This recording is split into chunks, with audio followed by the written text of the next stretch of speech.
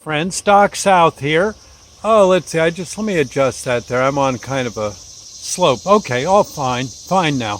Um, I thought you might like to see an interesting photo. This is a picture of my father. Not this guy. This guy's an MC. Very nice fella, but not my father. This is my father. And there he is getting a trophy. Yeah, it was a silver platter and I think you can see the smile on his face, right? See him? Oh my God. He is so tickled. And this guy and him actually were pretty good friends by the time the contest was over. You say, what contest? What it was the old man and I were in a horse race handicapping contest out at Penn National Racetrack. I don't even know if Penn National is still there anymore. It's out near Harrisburg, Pennsylvania. And what they did was they'd invite handicappers, people who like to bet on horse races and figure out what horse is going to win and all that kind of thing, to a 3-day contest. Yes. There would be about 125 handicappers invited to each session. And the deal was you got a $1,000 mythical bankroll, not real money, but a mythical bankroll, and you bet the races for those 3 days. You could bet just one race if you wanted, or you could bet them all. You could pass on one or two, that kind of, okay. And pretty much you could bet whatever you want as long as you had it in your mythical bankroll.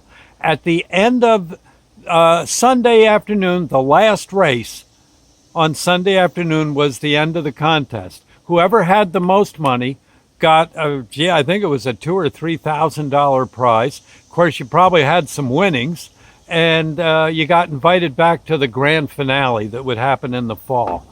And, well, what happened was of course, I go there, and, well, back then I was kind of one of these people that had to go by the numbers. So I was handicapping and figuring the odds, the pros and cons of each horse in the race.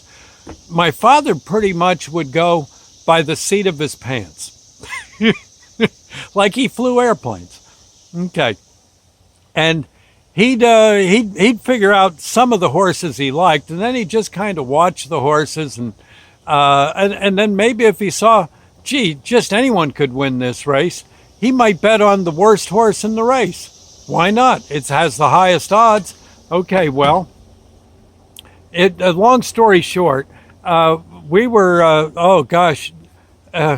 I was like up to my earlobes in statistics and calculators and charts, and God, I didn't have a good time at all going through all this stuff. I managed, I think, to stay till about actually I stayed right up till the last race of the last day, but I was not a contender. But I figured, well, maybe I could at least get 5th position or something, and then I could come back and really show them how to drive yourself nuts. The old man was down to about $500 in his mythical bankroll, which was good because a lot of people were already tapped out of that, again, pretend money, the play money. And he decided he was going to bet, one of his tactics, just bet on the doggone worst horse in the race. The horse, if I recall right, I might be wrong, but I think his name was King Louis. Yeah, and it was the last day, the last race. I had some favorite, and I figured again, maybe I could at least creep up enough to where they'd invite me back. And I was absolutely wiped out from doing math and statistics and formulas, and oh my God. And the old man was fairly relaxed. He said, okay, I got 500 left, 500 on King Louis to win. I said, to win? He's never going to win. Look at that horse. And he says, 500 King Louis to win. And well, the horses come out for the post parade. They bring King Louis out. His trainer brought him out in a wheelchair. Yeah, I don't know if you ever saw a racehorse in a wheelchair. Oh my God, they're pushing the horse out. They get him off the wheelchair. He's got crutches for his front right leg. Yeah, King Louis. Oh my God, the jockey's afraid to get on him. Yeah, thinking, this horse is going to break his leg. I'm going to take a fall. And Louis stopped a minute to wheeze. Had to have a cigarette. Had to have a smoke before he got into the gate. Wait, you guys, wait. Just one more cigarette, if you don't mind, please.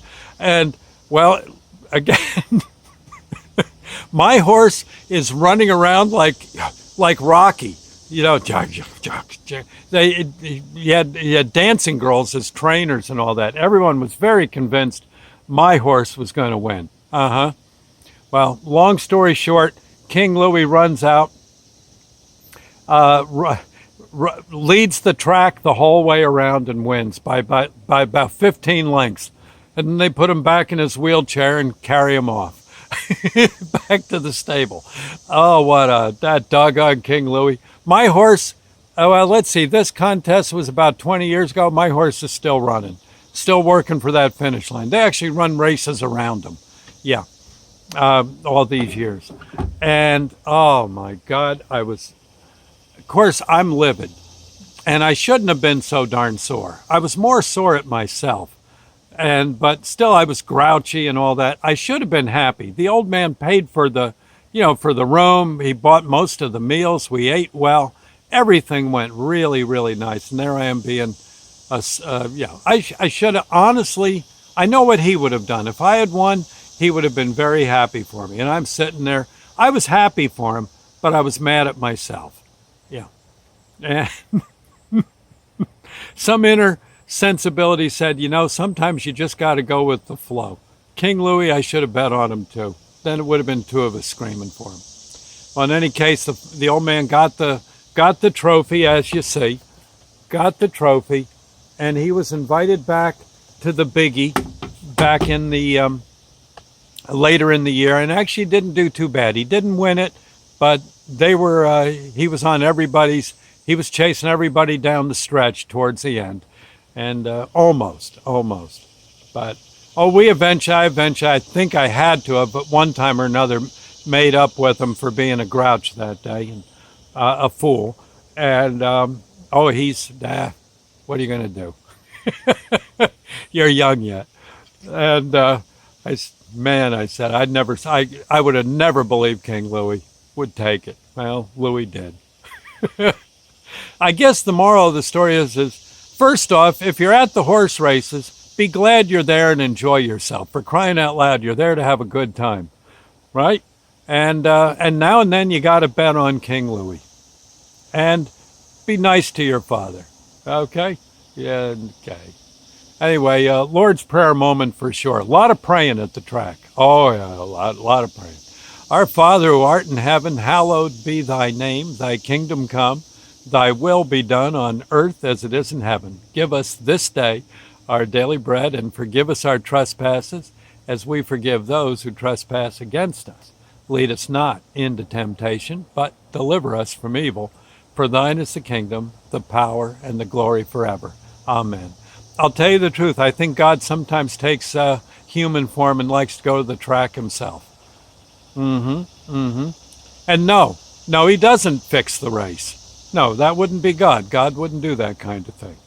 He's betting right along with everyone else, having a beer and kicking himself on the way out. just like most of the handicappers. Anyway, God bless, friends. See you, and thank you. And go to the track someday. You'll have a ball. You don't have to spend a lot. Just go. Okay, I'll see you later. Bye now.